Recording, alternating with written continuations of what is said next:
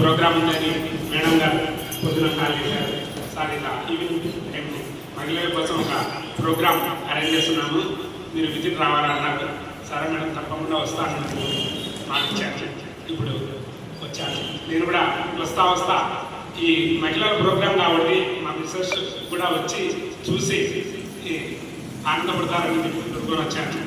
అలానే మేడం ఏం చెప్పారంటే వారి ఈ మహిళల కోసం చేస్తుంది. మా ఊళ్ళో కూడా వనితలు ఉన్నారు, అయితే సభ్యులుగా ఉన్నారు కానీ వనితా క్లబ్ లేదన్నమాట ఊళ్ళో.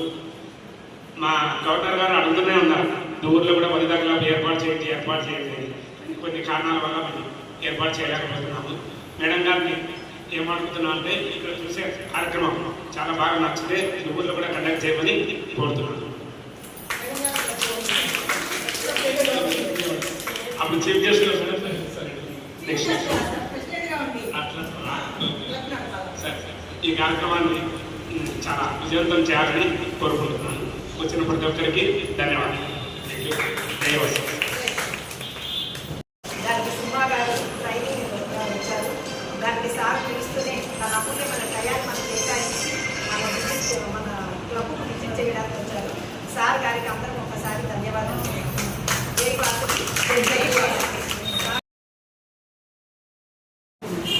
అందరికీ గుడ్ ఈవినింగ్ అండి. ఈరోజు మనం ఏం తెలుసుకున్నాం? శారీ ప్రింటింగ్.